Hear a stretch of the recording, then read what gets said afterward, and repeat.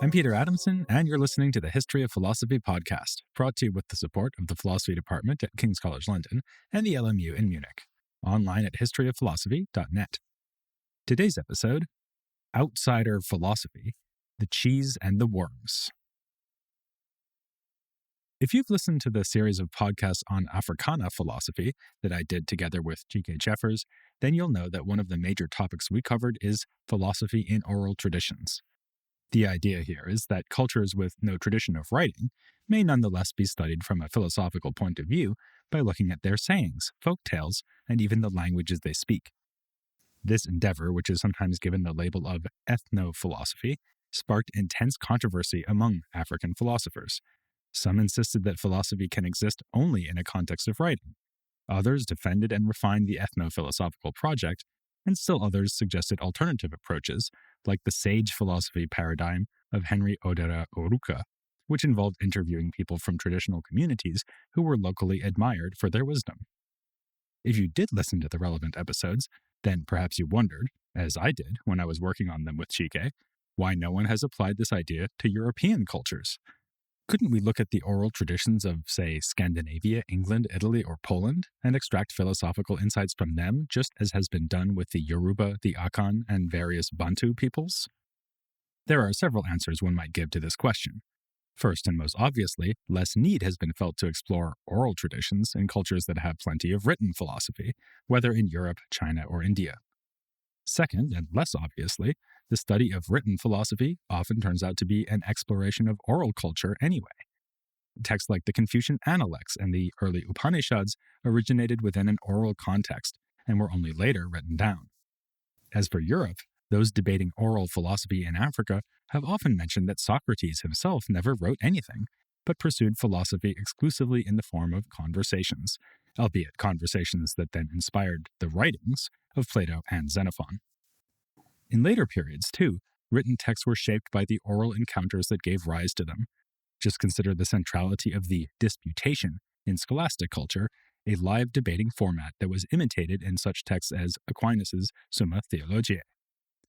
Many scholastics' writings are in fact just records of lectures or disputations that took place orally. A third and final answer to the question would be that some scholars have indeed tried to investigate the ideas that existed within an oral context in Europe. One of the most famous attempts is a book published by Carlo Ginzburg in 1976, originally in Italian. Its title in English translation is The Cheese and the Worms, the Cosmos of a 16th Century Miller. As Ginzburg explains in his preface, the book had its origins in research he carried out in the early 1960s while exploring the meticulous records kept by the Inquisition. At this point, he was looking into a group of villagers in the Italian province of Friuli, who called themselves the Benandanti, literally do-gooders. They came to the attention of the Inquisition because they used magic to protect their crops and towns from sorcery. As Ginzburg later commented, the Inquisition had to decide whether the Benandanti were well-meaning but religiously confused anti-witches or themselves witches. The written accounts of the trials provided Ginzburg with the chance to reconstruct the Benandanti's ideas. This was a marriage of anthropology and history, much as ethno-philosophy was a marriage of anthropology and philosophy. Ginzburg wanted to look through the window the Inquisition had inadvertently opened onto the beliefs and practices of simple unlettered folk, what he sometimes calls popular culture, or simply peasant culture. This allowed him, he said, to go beyond a reductive understanding of the worldviews of the lower classes as nothing but an incoherent, fragmentary mass of theories that had been originally worked out by the dominant classes, perhaps many centuries before. Instead, he would seek to understand a popular worldview in its own terms, ironically enough by using written texts that were produced by the most oppressive arm of the dominant class. While looking through the archives, he came across material regarding another inquisitorial process. The defendant was Domenico Scandella, a miller and handyman from the small town of Monterale in Friuli, who went by the nickname Menocchio. The records of his two trials, which were held in 1583 to 1584 and 1598 to 1599, revealed that this humble peasant adhered to an extraordinarily bold set of ideas. He saw the church as hypocritical and oppressive, dismissing most of the sacraments as a mere money-making scheme. The one sacrament he believed in was the Eucharist, but even this he understood in a deviant fashion. It was the Holy Spirit that came into the consecrated host, not the Son, so that, from the point of view of the Church, Minocchio thought the wrong person of the Trinity was involved. Since divinity is found within every creature, he argued, the uppermost rule in life is to love one's neighbor, this taking precedence even over the commandment to love God. Blasphemy is no sin, because it harms only oneself and not one's neighbor. Indeed, Minocchio supposedly admitted, everyone has his calling, some to plow, some to hoe, and I have mine, which is to blaspheme. Alongside these theological doctrines, Minocchio had devised a personal cosmology that was based loosely on the book of Genesis. He told his inquisitors, in my opinion, all was chaos, that is, earth, air, fire, and water were mixed together, and out of that bulk a mass formed, just as cheese is made out of milk, and worms appeared in it, and these were the angels. This passage gave Ginzburg the title for his book. Minocchio draws a parallel between the spontaneous generation of vermin and the first emergence of living beings in the cosmos. Neither they nor the world are created by God, but simply arise out of inchoate matter. The whole universe is like fermenting cheese, and the angels are like worms that generate in that cheese as it ages. His materialism applies to humans also, and implies that we have no immaterial or immortal souls. Thus, witnesses in the village stated that he had told them, when man dies, he is like an animal, like a fly. He did allow that there is a spirit in us, distinct from the soul, which returns to God upon our death, but it seems that for him even God is a material being, who previously existed within the chaos of matter and then became self-aware only once the cosmos was spontaneously generated from that matter. Even at that point, God had no detailed knowledge of what would exist later on. Like a peasant version of Avicenna, Minocchio denied that there is divine knowledge of particulars.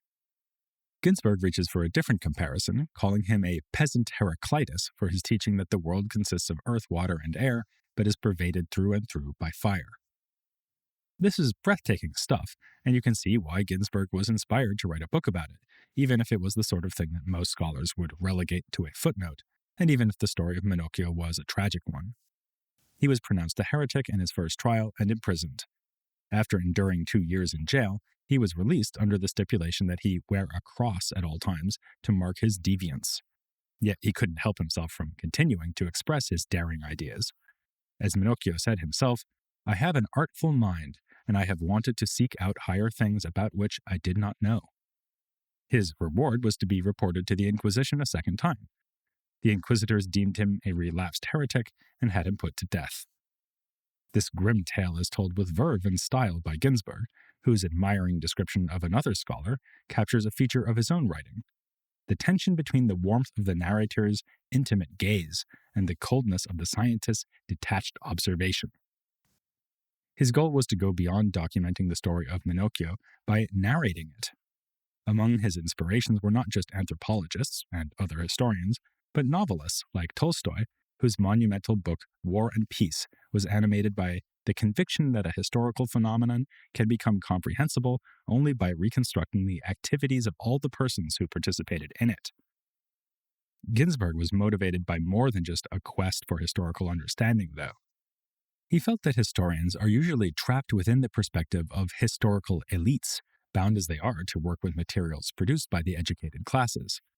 His explicit goal was thus to use some of those materials to uncover the collective mentality of the less educated, or to use the term he preferred, precisely because of its class connotations, the popular culture of this period on the cusp of modernity. But as Ginzburg readily admitted, his choice of Minocchio as a representative of that culture was by no means a straightforward one.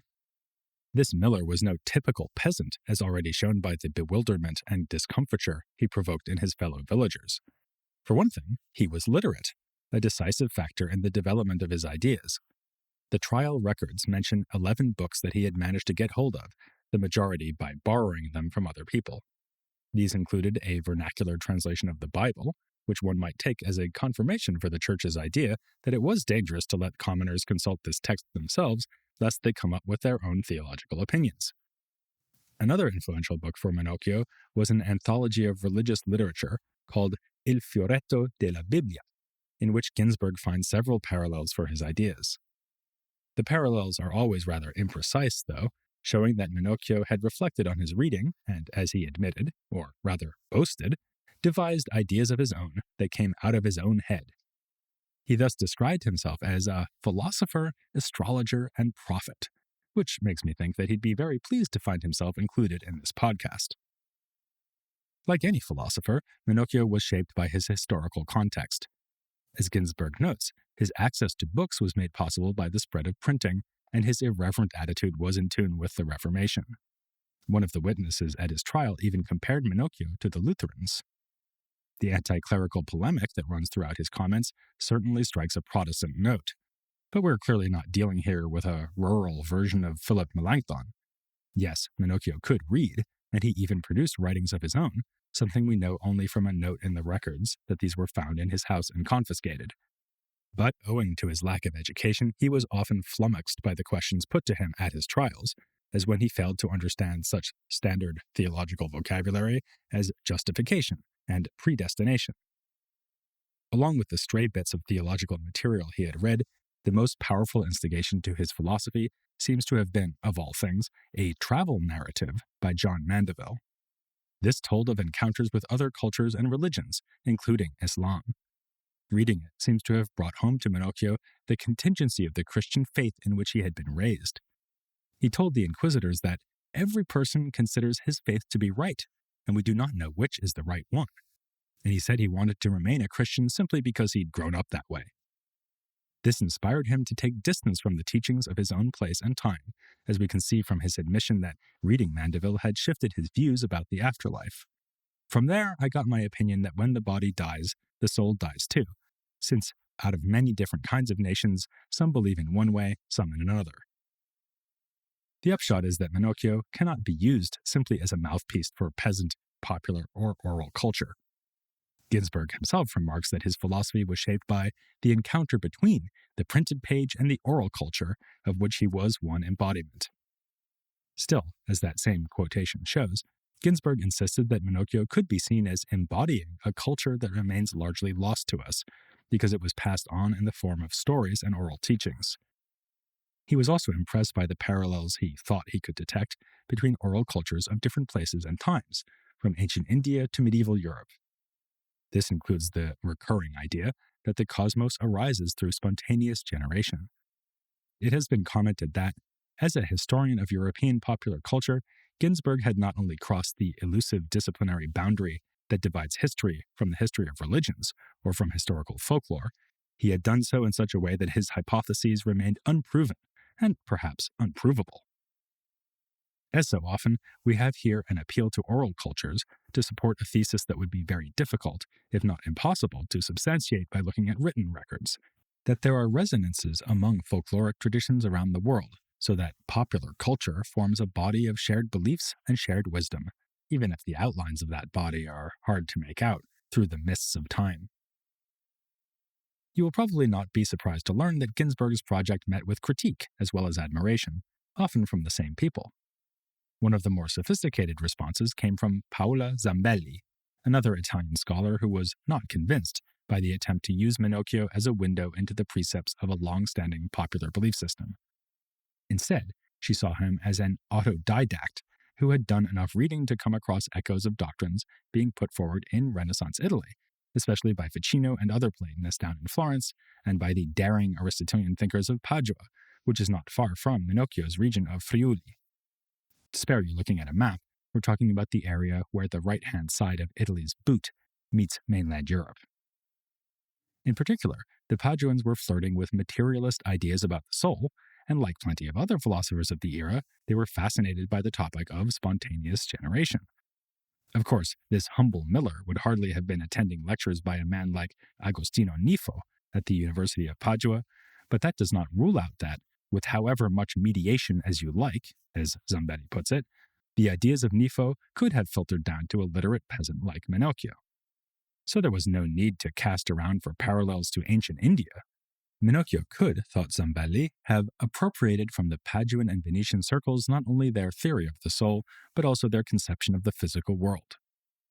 In his preface to The Cheese and the Worms, Ginzburg had referred to the way some elite authors of this period, like Rabelais, can be used as indirect evidence for the practices and concerns of peasant society. Zambelli wondered if Minocchio was a reverse Rabelais, expressing elite ideas in the popular setting of his village, rather than putting the lives of villagers into a literary text written by and for members of the elite. Because Zambelli's critique already appeared before the English translation of The Cheese and the Worms, Ginzburg was able to add a note to this version responding to her. Here he conceded that contemporary scholastic discussions of spontaneous generation might be an important context, but he was skeptical that talking points from the rarefied atmosphere of the universities could have reached Minocchio. This, he said, presupposes an extreme permeability which would have to be demonstrated between upper-class culture and peasant culture. Even if one could find parallels to Minocchio's remarks in elite culture, it would be unfair to assume that these parallels are of more significance than those Ginzburg was finding in other popular cultures. Depending on how sympathetic you are to Ginzburg, you might see his position here as nuanced or as conflicted.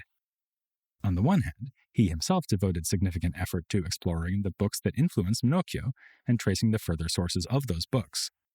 In this sense, he actually anticipated Zambelli by positing that elite culture was a crucial part of the story. On the other hand, he was convinced that Minocchio was a witness, however imperfect, to popular oral culture. Ginzburg's goal was, as he later put it himself, the reconstruction of the relationship about which we know so little between individual lives and the context in which they unfold. If he saw no contradiction between the printed page and the oral culture when it came to Minocchio, it was because both of these were genuinely part of the context in which Minocchio lived. In a 1993 article, winningly entitled Microhistory, 2 or 3 Things I Know About It, Ginzburg placed himself within his own context. Here, he sketches the background development of his brand of microhistory, which investigates small-scale phenomena in hopes of revealing large-scale patterns. Like the partisans of studying oral traditions in Africa, his method borrows from ethnology or ethnography because it explores the mentalities of entire peoples. Of course, in The Cheese and the Worms, he had been looking at the ideas and story of just one man, but because he thought Minocchio was rooted in popular culture, he found far broader significance in the tale. Typically, historians, including historians of ideas and politics, focus on the new developments, conceptions, and events that drive history forward. By contrast, the microhistorian is interested in what Ginzburg calls repetitive culture, meaning culture that does not change, even across long periods of time. If we assume that, for all his daring, Minocchio was in part simply expressing notions rooted deeply in the soil of his society, then microhistory would be the ideal tool for digging into that soil. Ginzburg thus says that any document, even the most anomalous, can be inserted into a series, and that his book shows how such a series could be revealed through the minute analysis of a circumscribed documentation tied to a person who was otherwise unknown. As you might expect, I have some sympathy with Ginzburg's method. As I've already said, it resonates with what Chike and I did when looking at oral philosophy in Africa, but more than that, it could be seen as the ultimate application of the without any gaps approach. Philosophy is not found only in great books, and not only put forward by great minds. Minor figures reward our attention too, in part because they tell us so much about larger trends and about the broader social and historical contexts in which philosophical ideas emerge. And it doesn't get much more minor than Minocchio. On the other hand, I find Zambelli's critique fairly convincing too. Even the least bright lights in the firmament of philosophy's history, though they may be so dim as to be almost invisible, are still part of the history of philosophy. Their value does not need to consist in their representation of some subterranean, timeless culture of the oppressed. It could lie precisely in their interpretation of the ideas circulating amongst a more privileged, educated elite. In fact, I would question a presupposition that seems to be shared by both Zambelli and Ginzburg, namely that we can more or less straightforwardly distinguish between an elite and a popular culture, which correlate to rigidly defined upper and lower classes. The case of Minocchio itself shows that this dichotomy is too simplistic. The trial records preserve a telling exchange in which another villager told the inquisitors, "He will argue with anyone. I said to him, 'I'm a shoemaker and you a miller, and you are not an educated man, so what's the use of talking about it?'" The shoemaker was effectively telling Minocchio that he was putting on airs. The inquisitors, looking down from their greater social height, would have agreed. So Minocchio's crime was in part that he wandered into a dangerous no-man's land between the peasants and the educated elite. This is not to say that he was a member of Italy's emerging middle class. He was not a merchant, but a miller who picked up extra money doing carpentry. Still, he was literate, unusually well-informed, and curious, neither a trained intellectual nor a spokesman for the folk. Societies are complicated, and both people and ideas can move between many different contexts, not just a low popular context and a high elite context. This is something that both the historian and the historian of philosophy would do well to bear in mind. We'll soon enough be turning to a much more famous inquisitorial trial, indeed the most famous of all, the one that led to the condemnation and imprisonment of Galileo. That will be the topic of the last episodes in this mini-series on the Counter-Reformation, and finally mark the end of our coverage of philosophy in the 15th and 16th centuries. But before we get back to Galileo himself, we're going to meet one of the more interesting characters in his story. He worked for the Inquisition and was involved in the first official attempt to rein in Galileo's scientific speculations. This figure also engaged in some notable speculations of his own, especially within his political philosophy. Though he is hardly part of the canon of great philosophers any more than Minocchio is, he was at least canonized, made a saint by the Church in 1930. And there ain't no better way to learn about this saint, Robert Bellarmine, than by joining me for the next episode of The History of Philosophy Without Any Gaps.